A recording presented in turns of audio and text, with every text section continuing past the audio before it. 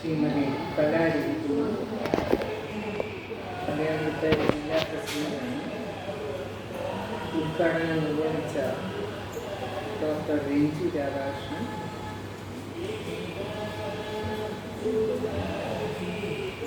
സ്വാഗതം ആശംസിച്ച Sindhu Jayachandran general secretary, അനുസ്മരണം നടത്തിയ ശ്രീരേഖ അജിത് കോട്ടയം ജില്ലയുടെ ഖജാൻജിയാണ്, പ്രാർത്ഥന നടത്തിയ കുമാരി ശിവാനി സുധീഷ്. എല്ലാവർക്കും നമസ്തേ. നിങ്ങളുടെ എല്ലാവരുടെയും അനുഭവത്തോടുകൂടി ഞാൻ എൻ്റെ കാര്യത്തിലേക്ക് കടക്കുകയാണ്. അപ്പോൾ ആദ്യം നമുക്കൊരു പ്രാർത്ഥനയാകാം. എല്ലാവർക്കും ഏറ്റുപാടാം.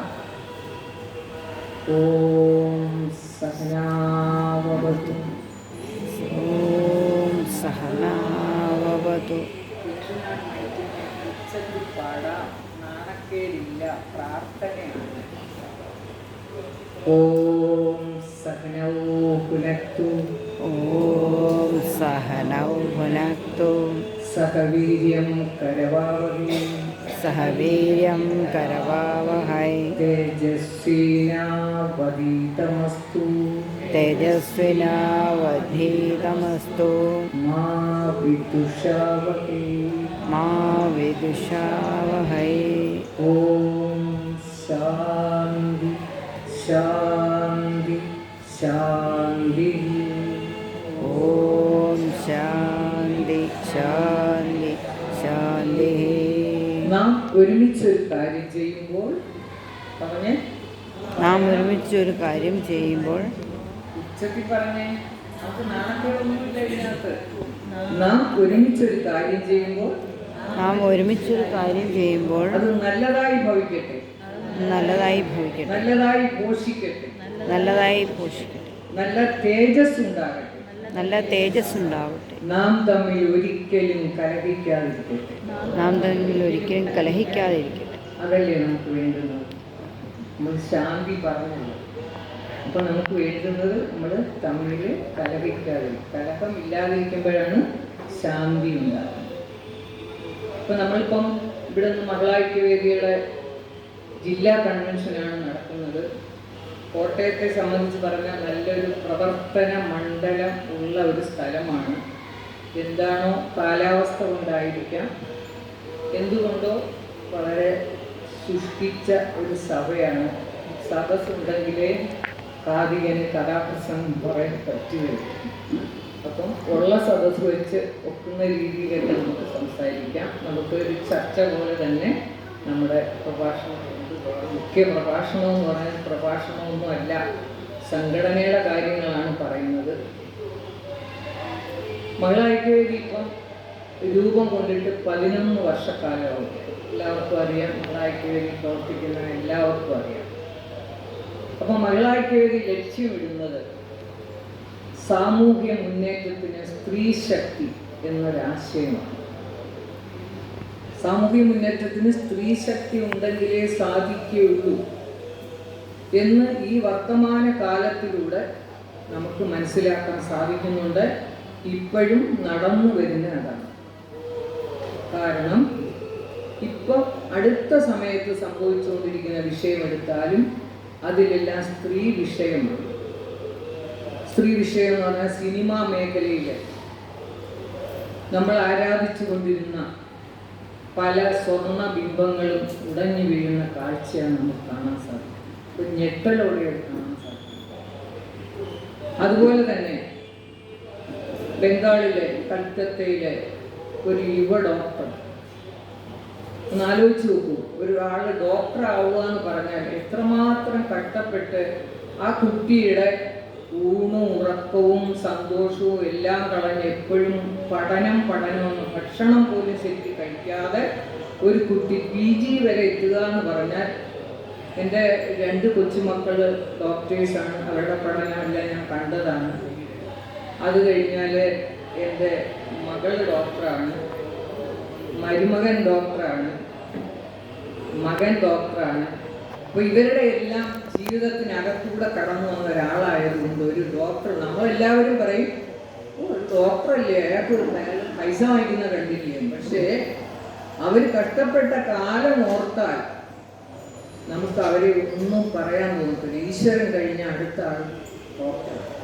അപ്പം അങ്ങനെയുള്ള ഒരു കുട്ടിയെ, ഞാൻ അതിലേക്കൊന്നും പോകുന്നില്ല, അങ്ങനെയുള്ള ഒരു കുട്ടിയെ പിച്ചി ചീന്തി കൊല്ലുക എന്ന് പറഞ്ഞാൽ മനുഷ്യ സമൂഹത്തിന് സഹിക്കാൻ പറ്റുന്ന ഒരു കാര്യം. അതിന് പോലും ഭാരതമൊട്ടാകെ ഇപ്പം സമരം നടന്നുകൊണ്ടിരിക്കുന്നു. അതുപോലെ തന്നെ ബംഗാളിലെ ഹിന്ദുവിൻ്റെ നേരെ നടന്ന വേട്ടയിൽ ഏറ്റവും കൂടുതൽ പീഡിപ്പിക്കപ്പെട്ടത് സ്ത്രീകളാണ്. അപ്പൊ ഈ സ്ത്രീ സമൂഹത്തിന് അപജയം സംഭവിച്ചുകൊണ്ടിരിക്കുന്ന ഈ കാലഘട്ടത്തിൽ ശരിക്കും പറഞ്ഞാൽ നമുക്കൊന്ന് എല്ലാം ഫോൺ പോലും കൂടെ കൂടെ അപ്ഡേറ്റ് ചെയ്യുന്നുണ്ട്. നമുക്കും ഒന്ന് അപ്ഡേറ്റ് ചെയ്യേണ്ടി. സ്ത്രീകൾ ഇങ്ങനെ ഇരുന്നാൽ മതിയോ? ഹിന്ദു സ്ത്രീകൾ ഇങ്ങനെ ഇരുന്നാൽ മതിയോ? ഹിന്ദുവിന് എടുത്തു പറയാൻ കാര്യം മറ്റുള്ള മതത്തിനെല്ലാം നമ്മൾ ആ മതക്കാരെ പറയും തോറും അവർ പ്രശസ്തരായിട്ട് വരികയാണ്. അത് പറയേണ്ടി വരുന്നു. അതായത് മറ്റുള്ള മതസ്ഥരെല്ലാം അവർക്കൊരു കൂട്ടായ്മയുണ്ട്. അവരുടെ മതസ്ഥാപനങ്ങൾ പ്രഖ്യാപിക്കുമ്പോൾ അവരെല്ലാം അവിടെ ഒത്തുകൂടും. ഇവിടെ ആരെങ്കിലും വിളിക്കാനാണോ എല്ലാവരും വരാത്തത്?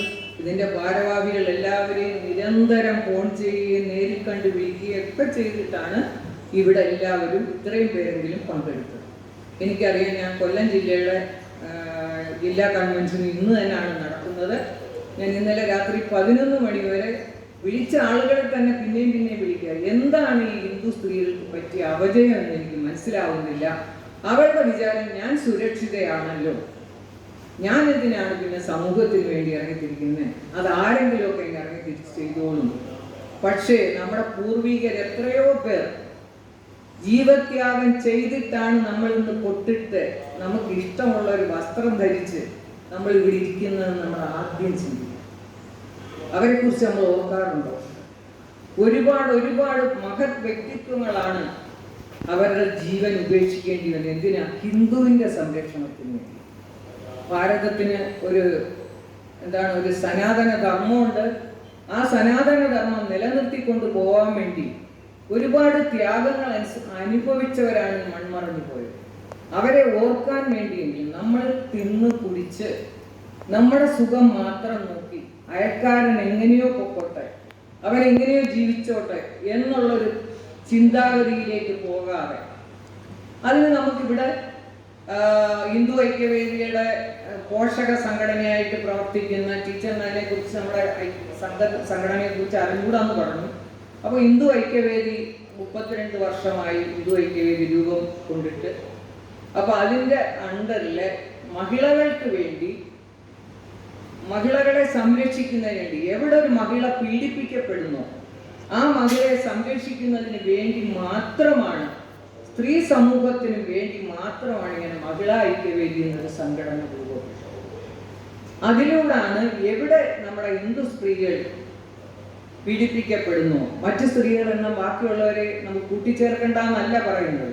അവരുടെ കാര്യത്തിൽ നമുക്ക് ഇടപെടാം. പക്ഷെ നമ്മൾ ഇടപെടുന്നതിന് ഒരു ലിമിറ്റുണ്ട്. അതിൽ കൂടുതൽ നമുക്ക് അങ്ങോട്ട് കടന്നു കയറി ഇടപെടാൻ പറ്റത്തില്ല. അതേസമയം ഒരു ഹിന്ദു സ്ത്രീ എവിടെ പീഡനം അനുഭവിക്കുന്നു അവരെ രക്ഷിക്കുക. അത് കുടുംബ പ്രശ്നമാകാം, രോഗപ്രശ്നമാകാം, സാമ്പത്തിക പ്രശ്നമാകാം, മറ്റെന്തെല്ലാം വിഷയം, സമൂഹത്തിൽ നടക്കുന്ന എല്ലാ വിഷയങ്ങളും നമുക്ക് ഏറ്റെടുത്ത് അതിന് പരിഹാരം കണ്ടെത്താൻ സാധിക്കും. ഞാൻ എന്നെ പുകഴ്ത്തി പറയാനോ അല്ലെങ്കിൽ ഞാൻ ആരാണെന്ന് പറയാനോ അല്ല പറയുന്നത്. ഞാൻ ഈ സംഘടനയിൽ വന്നതിന് ശേഷം, അതിനു മുമ്പേ ഞാൻ നല്ലൊരു ഫാമിലിയിലുള്ള ഒരാളാണ്. എൻ്റെ ഹസ്ബൻഡ് ഹൈസ്കൂൾ ഹെഡ് മാസ്റ്ററായിരുന്നു. അപ്പം ഞാൻ അധികം ഒന്നും പുറം ലോകമായിട്ട് ബന്ധപ്പെട്ടിട്ടില്ല. ഞാൻ പോലീസ് സ്റ്റേഷനൊന്നും കണ്ടിട്ടില്ല, പോയിട്ടില്ല, പോകേണ്ടുന്ന ഇട വന്നിട്ടില്ല, അതുകൊണ്ട് പോയിട്ടില്ല. പക്ഷേ ഞാൻ ഈ സംഘടനയിൽ വന്ന് എനിക്ക് ചില ചുമതലകൾ കിട്ടിയപ്പോൾ, ഞാൻ നേരത്തെ ഒരു രാഷ്ട്രീയ പാരമ്പര്യമുള്ള കുടുംബത്തിൽ വസിക്കുന്ന ആളായിരുന്നു.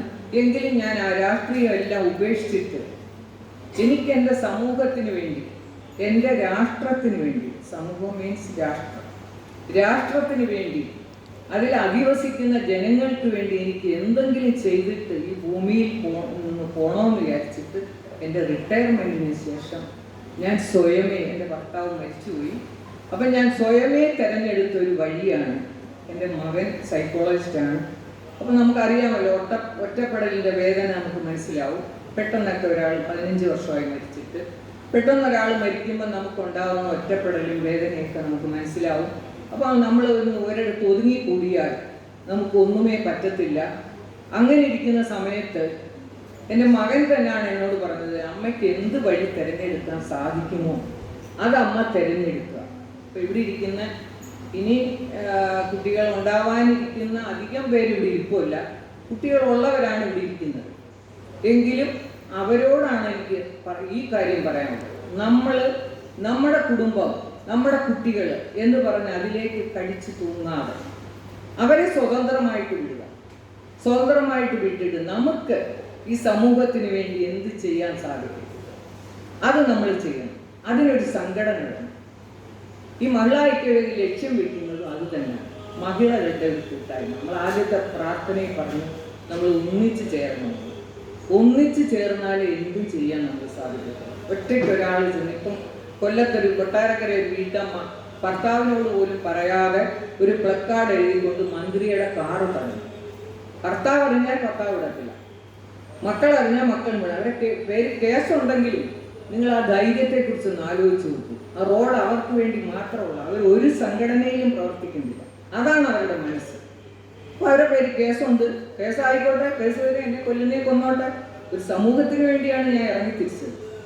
അപ്പം നമുക്ക് വേണ്ടുന്നത് നമ്മുടെ സമൂഹത്തെ, നമ്മുടെ കൂടുള്ള ആളുകളെ, അതായത് നായാടി മുതൽ നമ്പൂതിരി വരെ ഒന്നിപ്പിക്കുക എന്നുള്ളതാണ് ഹിന്ദു ഐക്യവേദിയുടെയും മഹിളാ ഐക്യവേദിയുടെയും ലക്ഷ്യം. അത് എവിടെ ഒരു സ്ത്രീ പീഡിപ്പിക്കപ്പെടുന്നു അവിടെ നമുക്ക് എത്തണം.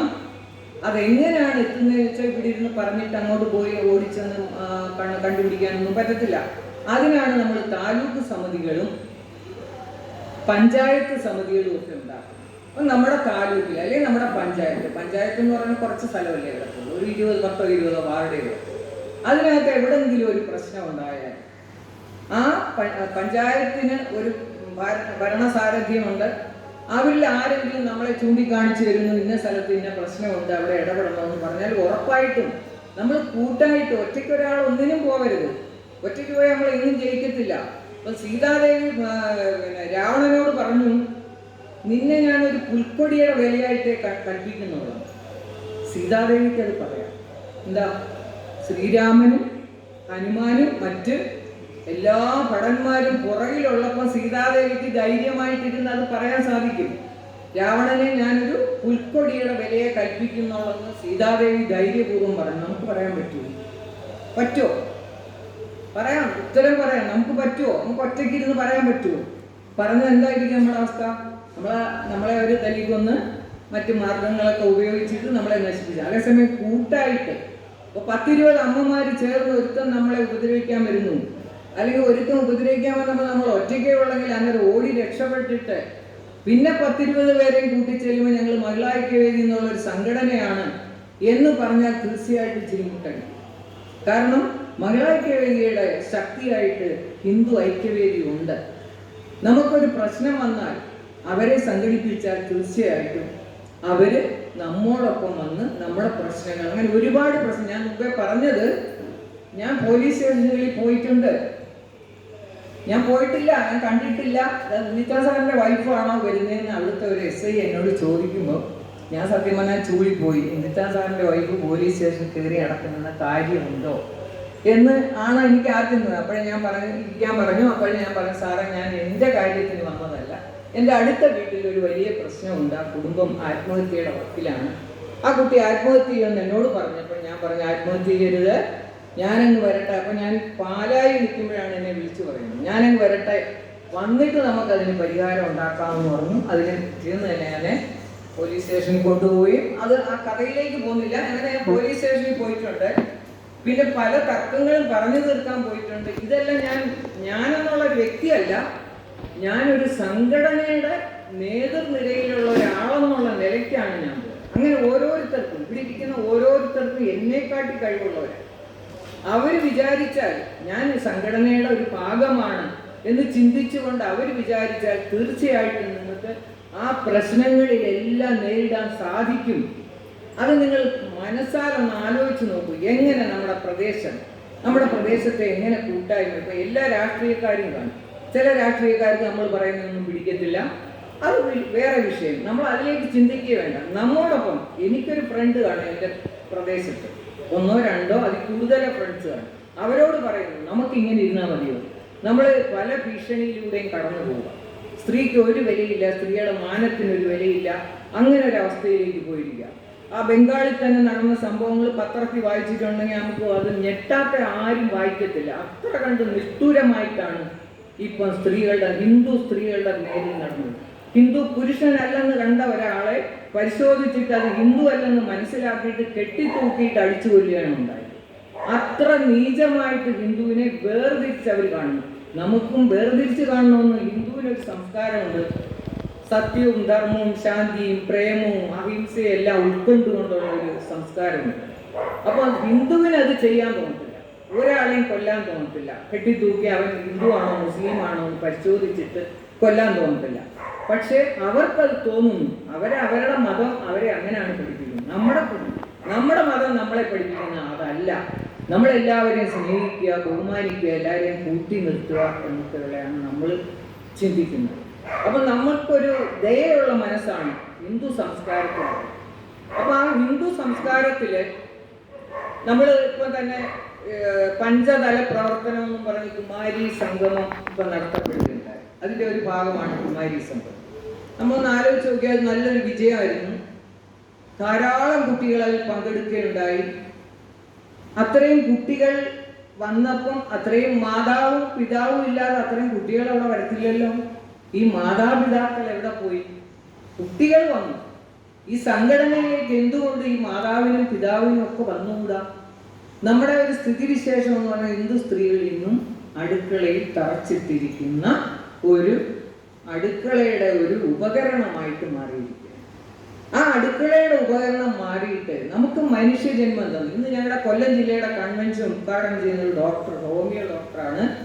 പക്ഷേ ആ കുട്ടിക്ക് നല്ല രീതിയിൽ നടക്കാൻ പോലും പറ്റത്തില്ല, കൈയെടുത്തൊരു തിരി കത്തിക്കാൻ പോലും പറ്റത്തില്ല. അത്രയ്ക്ക് അതൊരു ദൈവം അതിനെ ഒരു വികലാംഗിയായിട്ട് ജനിപ്പിച്ചിരിക്കുക. ആ കുട്ടിയാണ് ഞങ്ങളുടെ ദീപം തെളിയിക്കുന്നത്. അതിനെ നമ്മൾ സമൂഹത്തിലേക്ക് ഉയർത്തിക്കൊണ്ടുവരണം. അത്രയും വൈകല്യമുള്ള ഒരു കുട്ടി അത് ചെയ്യാൻ പ്രാപ്തയായിട്ട് മുന്നോട്ട് വരുമ്പോൾ അതിന് നമ്മൾ പ്രോത്സാഹനം കൊടുക്കുകയല്ലേ. അതുപോലെ നമ്മുടെ സമൂഹത്തിൽ ധാരാളം ഇങ്ങനെയുള്ള ഒന്നിനും പ്രവർത്തിക്കാതിരിക്കുന്ന കുട്ടികളും അമ്മമാരും എല്ലാം ഉണ്ടാവും.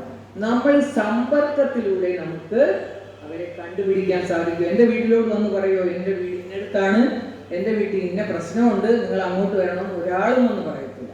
അപ്പം നമുക്ക് ഈ സംഘടന വളർത്തിയെടുക്കണമെങ്കിൽ സമ്പർക്കം ഉണ്ടാകും.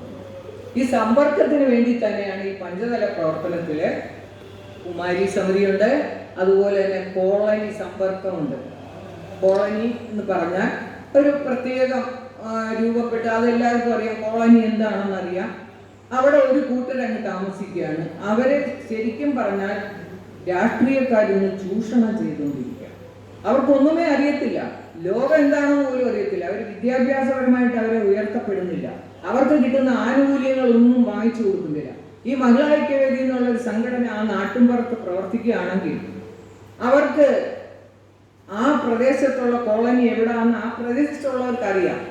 അപ്പോൾ അവർ ചെയ്യുന്ന വീടാന്തരം കയറി ഇവിടെ എത്ര വീടുണ്ട്, നമ്മളൊന്നും കൊടുക്കണ്ട, നമ്മുടെ ഈ പൈസയൊന്നുമില്ല. മഹിളാ ഐക്യവേദി പ്രവർത്തിക്കുന്ന ആർക്കും എങ്ങൊന്നും ഒരു വരുമാനവും ഇല്ല.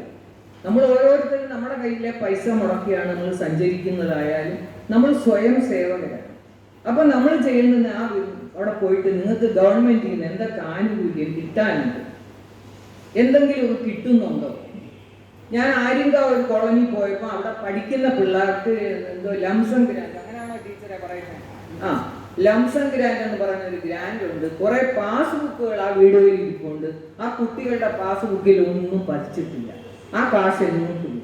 10ാം ക്ലാസ് ജയിച്ചു 2-3 കുട്ടികൾ, അവരുടെ പാസ്ബുക്കിൽ ഒരു പൈസ ഇല്ല. അപ്പം ഞങ്ങൾ പറഞ്ഞു നിങ്ങൾ ബാങ്കുമായിട്ട് ബന്ധപ്പെടണം, അതിന് വേണ്ടുന്ന അന്വേഷണം നടത്തണമെന്നൊക്കെ നമ്മൾ പറഞ്ഞിട്ട് അവരുടെ പഞ്ചായത്ത് മെമ്പറെ കണ്ടുവരെ പറഞ്ഞിട്ട് പോകുന്നു. പിന്നെ എന്തായെന്ന് നമുക്ക് അറിയത്തില്ല, പിന്നെ നമുക്ക് അങ്ങോട്ട് പോകാൻ സമയം കിട്ടിയിട്ടില്ല. അതുപോലെ എന്തെല്ലാം സ്കീമുകളുണ്ട്. പ്രധാനമന്ത്രിയുടെ സൗജന്യ ഗ്യാസ് കണക്ഷൻ ഉണ്ട്, ഇതൊക്കെ നമുക്ക് നേടിക്കൊടുക്കാൻ സാധിക്കും. അതൊക്കെ കൊടുത്ത കൂട്ടത്തിലാണ് ഞാൻ. നമ്മൾ സംഘടനയെ പ്രവർത്തിക്കുക എന്ന് പറഞ്ഞാൽ 24 മണിക്കൂർ ഒന്നും സംഘടനയെ പ്രവർത്തിക്കേണ്ട. വീട്ടിലെ ജോലി ഒന്നും ചെയ്യാതെ അമ്മമാർ ഇന്നും ഇറങ്ങിപ്പോകണ്ട. വീട്ടിലെ സർവ്വ ഉത്തരവാദിത്തങ്ങളും തീർത്ത് വീടും ശുചിയാക്കി വെച്ചിട്ട് ദിവസം 1 മണിക്കൂർ നമ്മുടെ അടുത്ത വീട്ടിൽ കയറുന്നു. എന്നിട്ട് ആ വീട്ടുകാരെയും കൂട്ടി അതിൻ്റെ അടുത്ത വീട്ടിലേക്ക് ഒന്ന് പോകുന്നു. നമ്മുടെ സംഘടന വളരണ്ടേ. എന്നും ഇങ്ങനെ അപ്ഡേറ്റ് ചെയ്യാതെ ഇങ്ങനെ ഒറ്റ ഇരിപ്പിലങ്ങ് ഇരുന്നാൽ മതിയോ? മകളായിക്കവേലി 10 പേരുമായിട്ട് ഇരുന്നാൽ മതിയോ? പോരാ. നമ്മുടെ സംഘടന ഇപ്പം സമൂഹം അറിയപ്പെടുന്ന ഒരു സംഘടന തന്നെയാണ്. ഇപ്പം മകളായിക്കവേലി ഒന്നും ചെയ്യുന്നില്ലയോ എന്ന് പല വിഷയങ്ങളും വരുമ്പോൾ, ശബരിമല വിഷയം തന്നെ വന്നപ്പം നമ്മളെ അമ്മമാരാണ് അത് ഏറ്റെടുത്ത് നടത്തി ആ സമരത്തെ വിജയിപ്പിച്ചത്. അപ്പം സ്ത്രീകൾക്ക് പലതും ചെയ്യാൻ സാധിക്കും. അപ്പൊ സ്ത്രീകളാണ് മുൻനിരയിൽ നിൽക്കുന്നത്. ഒരു രാജ്യം അല്ലെങ്കിൽ ഒരു എന്താണ് പറയുന്നത്, ഒരു സ്റ്റേറ്റ് നശിപ്പിക്കാനും സ്ത്രീക്ക് സാധിക്കും, നന്നാക്കാനും സ്ത്രീക്ക് സാധിക്കും. ഇപ്പൊ ഈ നടന്നു വന്ന ഈ 10-20 വർഷക്കാലം കൊണ്ടുള്ള അനുഭവം വെച്ച് നിങ്ങളൊന്ന് നോക്കൂ. സ്ത്രീകളല്ലേ ഇവിടുത്തെ ഭരണചക്രം പോലും തിരുത്തിയതും ചലിപ്പിച്ചതുമല്ല.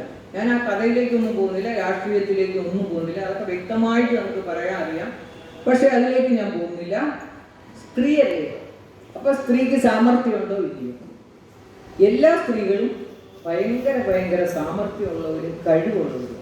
അവരുടെ എല്ലാം ഉള്ളിൽ കഴിവ് കുറേ കിടക്കുന്നു. ഇവിടെ ഇരിക്കുന്നവർക്ക് പലർക്കും കലാവാസന കാണും, പ്രാസംഗികമായിട്ട് വരാനുള്ള വാസന കാണും. പക്ഷെ ആരും ശ്രമിക്കുന്നില്ല. ഒരു വിവാഹമൊക്കെ കഴിഞ്ഞ് 2 കുട്ടികളും ഒക്കെ ആയി കഴിയുമ്പം പിന്നെ ഞാൻ വീട്ടമ്മയായി. ആ വീട്ടമ്മയാകുന്നതിന് ചില യോഗ്യതകളുണ്ട്. ഞാൻ എൻ്റെ ഡെസിഗ്നേഷൻ എങ്ങനെ ഞാൻ അത് പൂർത്തീകരിക്കുന്നു, അതാണ് യഥാർത്ഥ വീട്ടമ്മ. എൻ്റെ കർമ്മങ്ങൾ ഞാൻ ചെയ്യുന്നുണ്ടോ എന്ന് എന്നോട് തന്നെ ചോദിക്കാം. നമ്മൾ സദാസമയവും കുട്ടികളെ സ്കൂളിൽ വിട്ടിട്ട് ഫോണിൽ ഞോണ്ടിക്കൊണ്ടിരിക്കുന്ന ഒരു കാലാവസ്ഥയിലേക്കാണ് ഇപ്പോഴത്തെ ഹൗസ് വൈഫ് എല്ലാം പോകുന്നത്. അല്ലാത്തവർ കുറച്ച് പേര്, ഏതാനും കുറച്ച് പേര് അല്ലാതൊക്കെ കാര്യങ്ങൾ ചെയ്യുന്നുണ്ട്. ഉദ്യോഗമുള്ളവർ ഉദ്യോഗത്തിന് പോയി. എന്നാലും അവരും ഇടയ്ക്ക് നമ്മൾ ചില ഓഫീസുകളിൽ ചെന്നാൽ കാണാം, കുനിഞ്ഞിരുന്ന് ഇതിലിങ്ങനെ ചുണ്ണാമ്പ് തേച്ചുകൊണ്ടിരിക്കുന്ന നമുക്ക് കാണാൻ സാധിക്കും. നമ്മൾ സാറേ എന്ന് വിളിച്ചാൽ 5-6 പ്രാവശ്യം വിളിക്കുമ്പോഴേ അവർ നോക്കത്തുള്ളൂ. അങ്ങനെ ഒരു കാലഘട്ടത്തിലൂടെയാണ് നമ്മൾ കടന്നു. അപ്പൊ ഈ കാലഘട്ടത്തിൽ മഹിളാഐക്യവേദിയുടെ ചുമതല വളരെ കൂടിക്കൊണ്ടിരിക്കുകയാണ്. നമ്മളത് ഏറ്റെടുത്തേ പറ്റൂ. വരും തലമുറയ്ക്ക് ഇവിടെ ജീവിക്കണ്ടേ. ഇപ്പൊ നമ്മൾ ഈ കുമാരി സമിതി തന്നെ രൂപീകരിച്ചു. കുമാരി സമിതിയുടെ ഉദ്ദേശം തന്നെ നമ്മളൊക്കെ 60-ന് പുറത്തൊക്കെ ആയി, 50-ന് പുറത്തായവർ കാണും, 40-ന് പുറത്തായവർ കാണും. ഈ സംഘടന ആരെ ഏൽപ്പിക്കണം? ഇതിനൊരു സംഘടന വേണ്ടേ? ആ സംഘടനയെ ഏൽപ്പിക്കാൻ വേണ്ടി പ്രാപ്തമാക്കാൻ കുട്ടികളെ സത്യസന്ധതയും സാമൂഹ്യ ബോധവും ഭക്തിപരമായിട്ടും അനുസരണശീലമുള്ളവരായിട്ടും വളർത്തിയെടുക്കാൻ വേണ്ടിയാണ് ഈ കുമാരി സമിതി രൂപീകരിച്ചത്. ഇപ്പം ഞാൻ തന്നെ ഇവിടുന്ന് 250 രൂപയുടെ ലളിതാ സഹസ്രനാമവും വിഷ്ണു സഹസ്രനാമങ്ങളും വാങ്ങിച്ചു. എനിക്ക് വേണ്ടിയിട്ടല്ല, എൻ്റെ വീട്ടിൽ അതെല്ലാം ഇരിപ്പുണ്ട്. അവിടെ ഒരു കുമാരി സമിതി എൻ്റെ നേതൃത്വത്തിൽ അവിടെ നടക്കുന്നുണ്ട്. അവിടെ വരുന്ന കുട്ടികൾക്ക് ഇത് ജപിക്കാൻ വേണ്ടി ഒരു പ്രചോദനമായിട്ട് വാങ്ങിച്ചു കൊടുക്കാനാണ് ഞാനത് വാങ്ങിച്ചിരിക്കുന്നത്. അങ്ങനെ നമുക്ക് ഓരോരുത്തർക്കും ചെയ്യാൻ സാധിക്കത്തില്ല. കുമാരി സമിതി ഉണ്ടാക്കുക.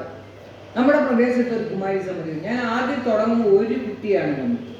ഞാൻ മഹിളാഐക്യവേദിയാണ്. ഞാൻ നേരത്തെ പറഞ്ഞില്ലേ, ഞാനൊരു രാഷ്ട്രീയ പാരമ്പര്യമുള്ള കുടുംബത്തിലെയാണ്. എൻ്റെ ഭർത്താവ് രാഷ്ട്രീയ നേതാവായിരുന്നു. അപ്പോൾ ആ രാഷ്ട്രീയം വെച്ചുകൊണ്ടാണ് അവരെല്ലാം എന്നെ കണ്ടത്. അപ്പോൾ അവർ വിളിക്കുന്നിടത്ത് പോകരുത് എന്നുള്ള അർത്ഥത്തിൽ നിന്നെങ്കിലും ഞാൻ ചെറുപ്പകാലം തൊട്ടേ സമൂഹവുമായിട്ട് ബന്ധപ്പെട്ടതുകൊണ്ട് ആർക്കും എന്നെ ഒഴിയാൻ പറ്റാത്തതുകൊണ്ട് ആദ്യത്തെ ദിവസം ഒരു കുട്ടി വന്നു. ഇപ്പോൾ അത് 18 കുട്ടികളായിട്ട് മാറി. ഈ ശ്രീകൃഷ്ണ ജയന്തിക്ക് എൻ്റെ വീട്ടിൽ അവർക്ക് എല്ലാ സൗകര്യങ്ങളും ഒരുക്കി കൊടുത്ത ക്ഷേത്രത്തിൻ്റെ പരിപാടികളിലെല്ലാം എനിക്ക് പങ്കെടുപ്പിക്കാൻ സാധിച്ചു. അതുപോലെ തന്നെ ഇവിടെ ഇരിക്കുന്ന അമ്മമാർ അവരോരുടെ വീടിനടുത്ത് ക്ഷേത്രങ്ങളുണ്ടെങ്കിൽ തീർച്ചയായിട്ടും ആ ക്ഷേത്രവുമായിട്ട് ബന്ധപ്പെടണം. അതിൻ്റെ ഭരണ സാരഥ്യത്തിലേക്ക് വരത്തക്കതുപോലെ പ്രവർത്തിക്കണം. ക്ഷേത്രത്തിൽ എന്ത് അപജയം വന്നാലും അത് നമുക്കും വരും. നമ്മുടെ പ്രദേശത്തുള്ള ക്ഷേത്രമാണ് നമ്മുടെ രക്ഷിതാവ്. അപ്പം ആ ക്ഷേത്രത്തിലിരിക്കുന്ന ദേവനായാലും ദേവിയായാലും പ്രീതിപ്പെടുത്താൻ നമുക്ക് പലതും സാധിക്കും. ചെടി നട്ടു വളർത്തി പൂക്കൾ പറിച്ചുകൊണ്ട് കൊടുത്താലും ദേവൻ അനുഗ്രഹിക്കും. നമ്മൾ പണമൊന്നും കൊടുക്കണ്ട, ഭഗവാൻ ഒരു പണവും ആരുടെയും ആവശ്യമില്ല, സ്വർണ്ണ പോലെ കൊണ്ട് കൊടുക്കണ്ട. പക്ഷെ നമുക്ക് ആ ക്ഷേത്രത്തിന്റെ പുനരുദ്ധാരണത്തിന് വേണ്ടി, അതിന്റെ അഭിവൃദ്ധിക്ക് വേണ്ടി എന്ത് ചെയ്യാൻ സാധിക്കും? ഇപ്പൊ ഞാൻ മുമ്പേ പറഞ്ഞത് വാക്ക് വീണ്ടും പറയേണ്ടി വരിക, അത് ഞാൻ ഏറ്റെടുത്തിട്ടുണ്ട്. ക്ഷേത്രത്തിന്റെ എൻ്റെ ഈ റിട്ടയർമെന്റ് ജീവിതം, ഈ വാർദ്ധക്യകാലം സമൂഹത്തിന് വേണ്ടി മാത്രം ഒഴിഞ്ഞു വെച്ചുകൊണ്ടാണ് ഞാൻ ഈ മഹിളാ ഐക്യവേദി എന്നുള്ള സംഘടനയിലേക്ക്. അത് എത്ര കണ്ട് പുഷ്ടിപ്പെടുത്താമോ അത്ര കണ്ട് പുഷ്ടിപ്പെടുത്തണമെന്നാണ് എൻ്റെ ആഗ്രഹം. അപ്പൊ ആ ആഗ്രഹം നിങ്ങൾ ഓരോരുത്തരും ഒന്ന് വെച്ച് നോക്കൂ. എൻ്റെ സമൂഹത്തിന് വേണ്ടി നമ്മളിപ്പോൾ ഇവിടെ ഇരിക്കുമ്പോൾ നമ്മൾ കരുതി നമുക്ക് ആരെയും പേടിക്കേണ്ട, നമുക്ക് എല്ലാം ഉണ്ട്, എല്ലാവിധ സൗഭാഗ്യവും ഈശ്വരൻ തന്നിട്ടുണ്ട്, എനിക്ക് കൈകാലുണ്ട്, എല്ലാം ഉണ്ട്. പക്ഷേ പുരാണങ്ങളും ചരിത്രങ്ങളും പറയുന്നത് നമ്മൾ അങ്ങ് ചെല്ലുമ്പോൾ, തിരിച്ചു ചെല്ലുമ്പോൾ അവിടെ ഒരു ചോദ്യം ഉണ്ടെന്നാണ് പറയുന്നത്. നിന്നെ ഞാൻ അംഗവൈകല്യമില്ലാതെ നിന്നെ ഞാൻ മനുഷ്യജന്മം എടുത്ത് നിനക്ക് തന്നു, നീ സമൂഹത്തിന് വേണ്ടി എന്തു ചെയ്തു? അതിന് ഉത്തരം കിട്ടിയത് ഒന്നുകിൽ ഒരു വാക്കുണ്ട്, അല്ലെങ്കിൽ ധനം കൊണ്ട്, അല്ലെങ്കിൽ ഭക്ഷണം കൊണ്ട്, അല്ലെങ്കിൽ വസ്ത്രം കൊണ്ട്, എന്തെങ്കിലും സമൂഹത്തിന് നമ്മൾ ചെയ്തിരിക്കണം. നമ്മൾ ആരും പണക്കാരും വായ്പൂട്ടി വെച്ചിട്ടൊന്നുമല്ല ഈ കൊടുക്കാൻ പറയാം. നമ്മൾ വിചാരിച്ചാൽ കൊടുക്കാൻ സാധിക്കും. നമ്മൾ നമ്മുടെ ആഗ്രഹങ്ങളെ ചുരുക്കുകയാണെങ്കിൽ നമുക്ക് മനസ്സമാധാനം വരും. ആഗ്രഹങ്ങൾ കൂടുമ്പോഴാണ്, അതായത് അസൂയ കലർന്നുള്ള ആഗ്രഹം, അപ്പുറത്തെ വീട്ടിൽ ഇമ്പാല കാറുണ്ട് എനിക്കും അതുപോലെ വേണം എന്ന് ആഗ്രഹിച്ചിട്ട് ഭർത്താവിനെ വീട്ടുകാരെ ശല്യപ്പെടുത്തി അതിലേക്ക് പോകുമ്പോഴാണ് നമുക്ക് എന്തു വരുന്നത്? മാനസികമായ അസ്വസ്ഥത വരുന്നത്. മാനസികമായ അസ്വസ്ഥത, സംതൃപ്തി ഇല്ലെങ്കിൽ നമുക്ക് സമൂഹത്തിനല്ല വീടിന് പോലും ഒന്നും ചെയ്യാൻ സാധിക്കത്തില്ല, നല്ലൊരു ഭക്ഷണം പോലും ഉണ്ടാക്കാൻ സാധിക്കത്തില്ല. അങ്ങനെ നമ്മൾ ഈർഷ്യയായിട്ടുണ്ടാക്കുന്ന ഭക്ഷണം വിഷമായി മാറുകയാണ്. നമ്മുടെ പൂർവികരായ എത്രയോ ഇവിടെ തന്നെ വെച്ചിട്ടുണ്ടല്ലോ, ഝാൻസി റാണി, ഒന്ന് കണ്ടു നോക്കൂ, അതിൽ എഴുതിയിരിക്കുന്ന വായിച്ചു നോക്കൂ. രാഷ്ട്രത്തിന് വേണ്ടിയാണ് ആ പിഞ്ചു കുഞ്ഞിനെ ചുമരിൽ കെട്ടിക്കൊണ്ട് യുദ്ധം ചെയ്ത് അവസാനം വെട്ടുകൊണ്ട് മരിച്ചു എന്നാണ് അതിൽ എഴുതി വെച്ചിരിക്കുന്നത്. നമ്മളാരും അതിനൊന്നും പോകണ്ട. നമുക്ക് ഝാൻസി റാണിയാവാൻ പറ്റത്തില്ല, സീതയാവാൻ പറ്റത്തില്ല. പക്ഷേ രാമായണത്തിൽ പറഞ്ഞിരിക്കുന്ന അതേ ശീലുകൾ നമ്മുടെ ജീവിതത്തിലേക്ക് പകർത്തുവാണെങ്കിൽ ഈ മഹിളാ ഐക്യവേദിയിലുള്ള എല്ലാ സ്ത്രീകളും മഹിളാ ഐക്യവേദിക്ക് വേണ്ടിയുള്ള ഒരു ശക്തമായ മുതൽക്കൂട്ടായിരിക്കും. അതുപോലെ തന്നെ കുമാരിമാരോട് പറയാനുള്ളത്, കുമാരി സമിതിയിലെ കുട്ടികൾ തീർച്ചയായും ഒരു പെൺകുട്ടി എങ്ങനെ വളരണം, കുമാരി സമിതി ഉദ്ദേശിക്കുന്ന അതാണ്. ഒരു പെൺകുട്ടി എങ്ങനെ വളരണം? പെൺകുട്ടി എന്ന് പറയുന്നത് അതൊരു കാലം വരെ നമ്മളോടുള്ളൂ, ഒരു സമയം വരെ, പിന്നെ അത് നമ്മുടെ കുട്ടിയല്ല, അത് അന്യ വീട്ടുകാരുടെ കുട്ടിയാണ്. അപ്പം അതിനെ നമ്മളോടൊപ്പം നിർത്തുമ്പം അമ്മമാര് ചെയ്യേണ്ടുന്നത്, അമ്മയും മകളും ചെയ്യേണ്ടുന്നത്, മകൾ എല്ലാം തുറന്ന് അമ്മയോട് പറയുക. ഒരു പക്ഷേ ഒരാൾ സ്കൂളിൽ പോയപ്പോൾ എന്നെ ഒന്ന് ഞോണ്ടി, ആ ഞോണ്ടിയ സംഭവം പോലും അമ്മയോട് പറയാം. അമ്മയെ ഫ്രണ്ടായിട്ട് കാണുക, അമ്മയെ അതുപോലെ തന്നെ അവരെ ഫ്രണ്ടായിട്ട് കാണുക, എല്ലാം തുറന്ന് സംസാരിക്കുക. ഭക്തി നിങ്ങൾ മുറുകെ പിടിക്കുക. ഭക്തി മുറുകെ പിടിക്കുമ്പം ഭയം വരും. അപ്പം നിങ്ങൾക്ക് തെറ്റായ രീതിയിൽ സഞ്ചരിക്കാൻ പറ്റത്തില്ല. ഇന്ന് ടീച്ചർ പറഞ്ഞു, ടീച്ചറല്ല നമ്മുടെ പ്രസിഡന്റ് പറഞ്ഞു, ലവ് ജിഹാദ്, ഹിന്ദു കുട്ടികളാണ് കൂടുതലും ആത്മഹത്യ ചെയ്യുന്നത്. ശരിയല്ലേ? ഒരു പ്രശ്നം വരുമ്പം ആ കുട്ടികൾ, നമ്മുടെ ഹിന്ദു കുട്ടികൾക്ക് ഇങ്ങനെയുള്ള കാര്യങ്ങൾ പറഞ്ഞു കൊടുക്കാൻ നമുക്കൊരു മറ്റുള്ളവരുടെ കൂട്ട് ഒരു മതപാഠശാലയില്ല, മറ്റുള്ളവരുടെ കൂട്ട് നമുക്ക് ലൈൻ വരച്ച് നിങ്ങൾ ഇന്ന രീതിയിൽ പോകണമെന്ന് പറയാൻ നമുക്കൊരാളില്ല. നമുക്കുള്ളതെന്ന് പറയുന്ന ആകെ ഇപ്പോൾ ഉള്ളതെന്ന് പറയുന്ന മഹിളാ ഐക്യവേദിയാണ്. രാഷ്ട്രീയക്കാരികളൊന്നും തന്നെ നല്ല വഴിക്ക് വിടാനല്ല അവർ ശ്രമിക്കുന്ന. അവർക്ക് സിന്ദാബാദ് വിളിക്കണം, അവർക്ക് വോട്ട് കിട്ടണം, ഇങ്ങനെയൊക്കെയുള്ള കാര്യങ്ങളേ ഉള്ളൂ. അപ്പം നമ്മൾ ഈ മഹിളാ ഐക്യവേദി എന്നുള്ള ഒരു പ്രസ്ഥാനം വളരെ ശ്രദ്ധയോടുകൂടി, വളരെ ശക്തിയുക്തമായിട്ട് സമൂഹത്തിൽ ഇടപെടണം. നമ്മുടെ കുട്ടികളെ രക്ഷിക്കുക. വരും തലമുറയെ നമ്മൾ, ഇനി വരുന്നത് തലമുറയ്ക്ക് ഇവിടെ വാസം സാധ്യമോ എന്നൊരു പാട്ടോ എഴുതി. സത്യമല്ലേ? നമ്മുടെ പ്രകൃതി പോയില്ലേ? പ്രകൃതിയെ നമ്മൾ സംരക്ഷിക്കുന്നുണ്ടോ? ആ പ്രകൃതിയെ സംരക്ഷിച്ച ഒരു കഥയുണ്ട്. അതായത് പിന്നെ അദ്ദേഹത്തിന്റെ പേര് ഞാനൊന്ന് നോക്കിക്കോട്ടെ, പേര് മറന്നുപോയി.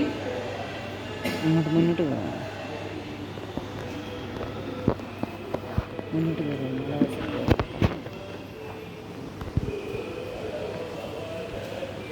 അതൊരു സ്ത്രീരത്നമാണ്. സ്ത്രീയുടെ പറഞ്ഞുതരാം.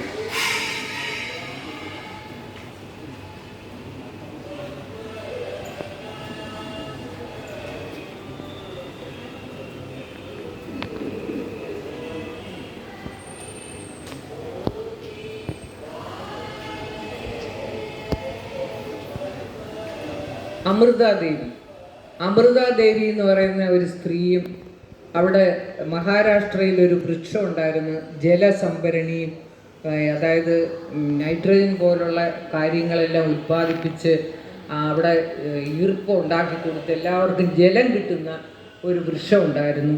ആ വൃക്ഷം മുറിക്കാനായിട്ട് അവിടെ കോട്ടകൊത്തളങ്ങൾ പണിയാനായിട്ട് രാജാവ് കൽപ്പനയിട്ടു. അപ്പോൾ അവരെന്ത് ചെയ്തു? അവർക്ക് 3 കുട്ടികളാണ് ഉണ്ടായിരുന്നത്, 3 പെൺകുട്ടികൾ. ആ 3 പെൺകുട്ടികളെയും വിളിച്ചുകൊണ്ട് വന്ന് ഭടന്മാർ മരം മുറിക്കാൻ വന്നപ്പോഴേ ആ മരത്തിൽ കെട്ടിപ്പിടിച്ച് നിന്നപ്പം നിഷ്കരുണം രാജാവ് ഓർഡർ ഇട്ടു, എല്ലാത്തിനെയും വെട്ടിക്കൊന്നോളാൻ പറഞ്ഞു. മരം എന്നാലും മുറിച്ചേ പറ്റൂ. അപ്പം വെട്ടിക്കൊന്നു. അപ്പം ഗ്രാമീണരെല്ലാം ഇളകി അവരും വന്നു, ഇതിൽ സമരത്തിൽ പങ്കുചേർന്നു, അവരെയും കൊന്നു. അങ്ങനെ 363 പേരെയാണ് ഈ മരത്തിന്, പ്രകൃതിക്ക് വേണ്ടി അന്നത്തെ മഹാരാഷ്ട്രയിലെ രാജഭരണം ചെയ്ത ക്രൂരത 363 പേരെ തലവെട്ടിക്കൊന്നു. അപ്പം അതിൽ നിന്നൊക്കെ നേരിടാൻ ഇങ്ങനെ ആ സമരം ചെയ്തത് കാരണം രാജാവ് അവസാനം മാപ്പ് പറഞ്ഞു. ഈ വൃക്ഷങ്ങൾ രാജാവ് അവിടെ വെച്ച് പിടിപ്പിക്കാൻ ഇടയുണ്ടായ ഒരു കഥ ഉണ്ട് പുരാണത്തിൽ. അപ്പൊ അമൃതാദേവി എന്നാണ് അവരുടെ പേര്. അവരവരുടെ കുട്ടികളെ നോക്കിയില്ല, അവരുടെ ജീവൻ നോക്കിയില്ല, അവരാ വൃക്ഷത്തെയാണ്. അപ്പൊ പ്രകൃതി എന്ന് പറയുന്നത്, പ്രകൃതി സംരക്ഷണം കുഞ്ഞുങ്ങൾക്ക് വളരെ അത്യാവശ്യമാണ്. ചെടികൾ നട്ടുപിടിപ്പിക്കുക, വൃക്ഷങ്ങൾ നട്ടുപിടിപ്പിക്കുക, കാവുകളെ സംരക്ഷിക്കുക, ഇങ്ങനെയൊക്കെയുള്ള കാര്യങ്ങൾ നമ്മുടെ ഹിന്ദു സ്ത്രീകൾ, പുരുഷന്മാർക്കൊന്നും അതിന് സമയമില്ല, അവരെല്ലാം വേറെ മേഖലയിലേക്ക് പൊക്കഴിഞ്ഞു. ഇനി സ്ത്രീകളാണ് നമ്മുടെ ഈ സമൂഹത്തെ ഏറ്റെടുക്കേണ്ടുന്നത്, സംരക്ഷിക്കേണ്ടത്. അപ്പോൾ അതുകൊണ്ട് നമ്മുടെ പ്രകൃതിയെ നമ്മൾ സംരക്ഷിക്കണം. പ്രകൃതി എന്ന് പറഞ്ഞാൽ വെള്ളം ഇല്ലെങ്കിൽ നമുക്ക് ജീവിക്കാൻ പറ്റുമോ? ഇല്ലല്ലോ. വെള്ളമല്ലേ നമ്മുടെ പ്രാണൻ. പിന്നെ സൂര്യനില്ലെങ്കിൽ നമുക്ക് ജീവിക്കാൻ പറ്റുമോ? പ്രകൃതി തമ്മിൽ പൂരകമായിട്ടാണ് കിടക്കുന്നത്. അതായത് പാമ്പിനെ നമ്മളൊരു വിഷവസ്തുവായിട്ട് കാണുന്നു. പാമ്പുള്ളത് കൊണ്ടാണ് നമുക്ക് കൂടുതൽ ശുദ്ധവായു ലഭിക്കുന്നത്. പാമ്പുകളാണ് വിഷത്തെ മൊത്തം വലിച്ചെടുക്കുന്നത് പ്രകൃതിയിൽ നിന്ന്. അപ്പം അങ്ങനെയൊക്കെയുള്ള കാര്യങ്ങൾ നമ്മുടെ കുട്ടികൾ പറഞ്ഞു കൊടുത്ത്, കുഞ്ഞുങ്ങൾക്കൊന്നും അറിയത്തില്ല, അവർ രാമരാമ ജപിക്കാൻ പറഞ്ഞാൽ അത് ജപിക്കും. രാമൻ ആരാന്ന് ചോദിച്ചാൽ അവർക്ക് ആരും പറഞ്ഞു കൊടുക്കുന്നില്ല, അമ്മയും അച്ഛനും പറഞ്ഞു കൊടുക്കുന്നില്ല. ശരിക്കും ന്യൂ ജനറേഷനിലുള്ള അമ്മയ്ക്കും അച്ഛനും അതൊന്നും അറിഞ്ഞുകൂടാ. അപ്പോൾ അതുകൊണ്ട് അവർക്ക് പറഞ്ഞു കൊടുക്കുന്നില്ല. അവർക്ക് പറഞ്ഞു കൊടുക്കാൻ പറ്റുന്ന ഒറ്റ സമൂഹം എന്ന് പറയുന്നത് മഹിളാ ഐക്യവേദിയാണ്.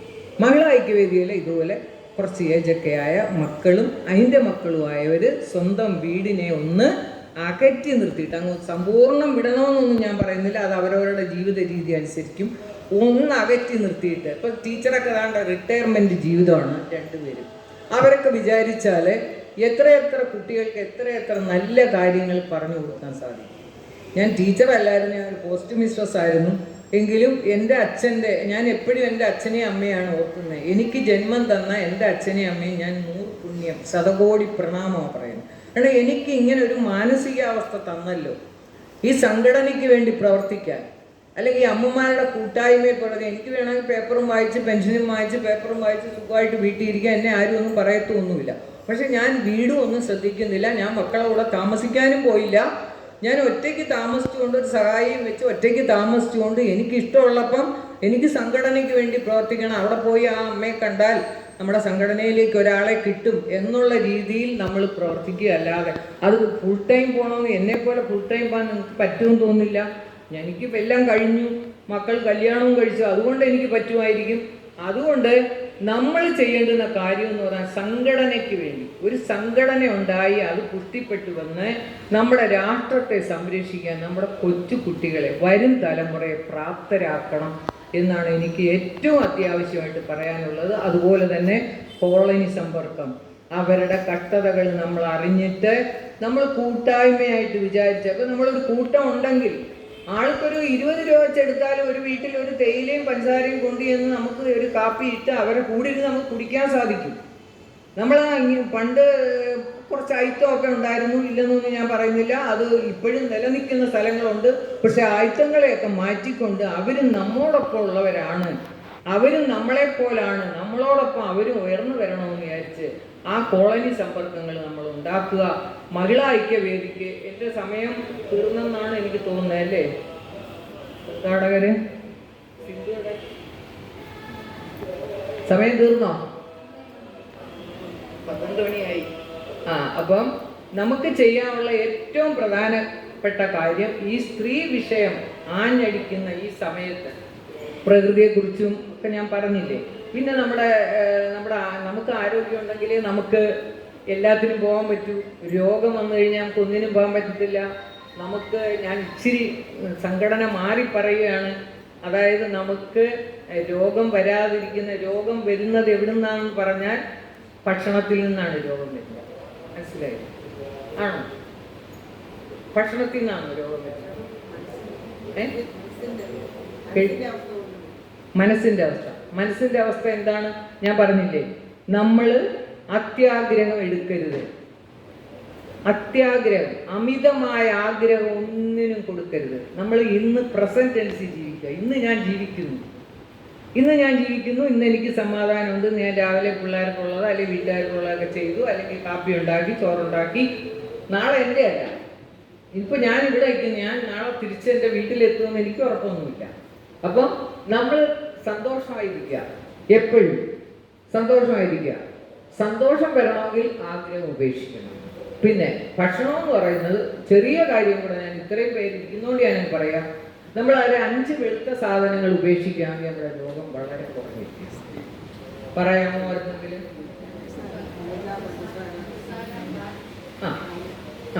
അതായത് കവറ് പാല്, വെള്ളയരി, മൈദ, പഞ്ചസാര, ഉപ്പ് പൊടി. ഉപ്പ് ഉപേക്ഷിക്കാൻ ഒക്കത്തില്ല, ഉപ്പ് പരലേ വാങ്ങിക്കാവൂ.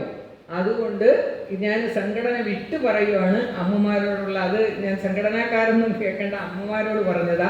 ഈ 5 കാര്യങ്ങൾ ഉപേക്ഷിച്ച് കുറച്ച് എക്സർസൈസ് ഞാൻ പറയും. അല്ലെങ്കിൽ അമ്മമാർ പറയും, എനിക്ക് രാവിലെ തൊട്ട് വൈകിട്ട് വരെ ഭയങ്കര പണിയായിരുന്നു, കുഴഞ്ഞു പോയി. അപ്പോൾ നമ്മൾ വിചാരിക്കും നമ്മുടെ ശരീരത്തിന് നല്ല ആരോഗ്യം. ചുമ്മാതാ. അടുക്കളപ്പണി ഒരു ആരോഗ്യ സംരക്ഷണം അല്ല. അതിനി നമുക്കൊരു നിവേദനമൊക്കെ വയ്ക്കണം. അടുക്കളപ്പണി ചെയ്യുമ്പോൾ ആ അടുക്കളപ്പണി ചെയ്യുന്ന വീട്ടമ്മയ്ക്ക് ഭർത്താക്കന്മാരെ അക്കൗണ്ടിലേക്ക് കുറച്ച് പൈസ ഇട്ട് തരാനുള്ള ആവശ്യമൊക്കെ മഹിളാ ഐക്യവേദിയിലൂടെ ഉണ്ടാക്കണം. കാരണം അവർക്ക് വരുമാനമില്ലല്ലോ, അവർക്ക് പെൻഷനൊന്നും ഇല്ലല്ലോ. അപ്പം ഈ 5 സാധനം ഉപേക്ഷിക്കുകയും കുറച്ച് ആത്മാർത്ഥമായിട്ട് എക്സർസൈസ് ചെയ്യുകയും ചെയ്താൽ തീർച്ചയായും അമിത രോഗങ്ങൾ, പിന്നെ വലിയ വ്യാധികളൊന്നും നമുക്ക് തടഞ്ഞു നിർത്താൻ പറ്റില്ല. അത് ബോഡിയിൽ തന്നെ ഉണ്ടാക്കുന്ന വസ്തുവായിരിക്കും.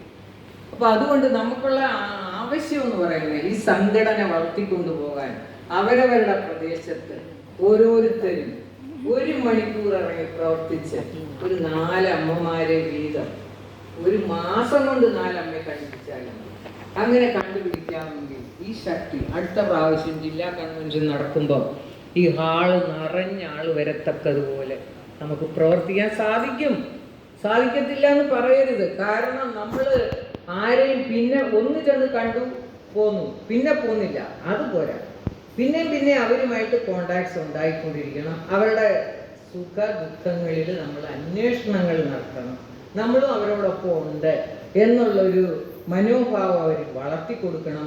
നമുക്ക് ഈ പറഞ്ഞതുപോലെ പഞ്ചായത്ത് സമിതികളും കുമാരി സമിതികളും എല്ലാം നമുക്ക് ഉണ്ടാക്കണം. നമുക്ക് ഒരുമിച്ച് പ്രവർത്തിക്കാം. എന്തെങ്കിലും ഇതുപോലുള്ള യോഗങ്ങൾ വിളിച്ചു കൂട്ടുമ്പോൾ നമ്മൾ സംഘടന വിട്ടുള്ള പല കാര്യങ്ങളും നമുക്ക് പറയാൻ സാധിക്കും. അപ്പോൾ കുറച്ചും കൂടെ അമ്മമാർക്ക് ഒരു കൂട്ടായ്മ ഉണ്ടാവും. അപ്പോൾ കുമാരി സമിതിയുടെ ഒരു ലീഡറെ ഇവിടെ തിരഞ്ഞെടുത്തിട്ടുണ്ട്. അദ്ദേഹത്തിന് വേണ്ടുന്ന സഹായം മഹിളാ ഐക്യവേദി ചെയ്തു കൊടുക്കണം. ആ ജില്ലയിലെ അവരവരുടെ താലൂക്കിലെ കുമാരി സമിതി വിളിച്ചു കൂട്ടിയിട്ട് ആ കുമാരി സമിതിയുടെ ആളെ സംയോജിക്കുകയെ അവിടെ വിളിച്ചു വരുത്തി അവരെ പരിചയപ്പെടുത്തുകയും അവർ തമ്മിൽ ഒരു സംവാദനം നടക്കുകയും അവർക്ക് വേണ്ടുന്ന അറിവുകൾ പകർന്നു കൊടുക്കുകയും അങ്ങനെ കുമാരി സമിതി വളർത്തിക്കൊണ്ടുവരണം. ഈ സംഘടന നല്ല രീതിയിൽ വളർത്തിക്കൊണ്ടുവരാൻ ഞാൻ കൂടുതലൊന്നും ഇനി സംസാരിക്കുന്നില്ല. നല്ല രീതിയിൽ വളർത്തിക്കൊണ്ടുവരാൻ ഈ കോട്ടയം ജില്ലയിലെ എല്ലാ പ്രവർത്തകരും, ഇവിടെ ഇരിക്കുന്നവരെല്ലാവരും നേതാക്കന്മാരാണ്, ഇവിടെ എത്തിയിട്ടുള്ള എല്ലാവരും നേതാക്കന്മാരാണ്.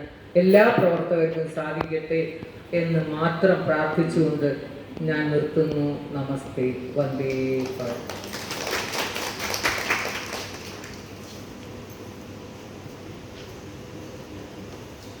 നന്ദി രത്ന ചേച്ചി. ഈ യോഗത്തിന് നന്ദി പറയുന്നതിനായി മഹിളാ കോട്ടയം ജില്ലാ സെക്രട്ടറി ശ്രീമതി അഡ്വക്കേറ്റ് രമാദേവി അവരെ ക്ഷണിച്ചു.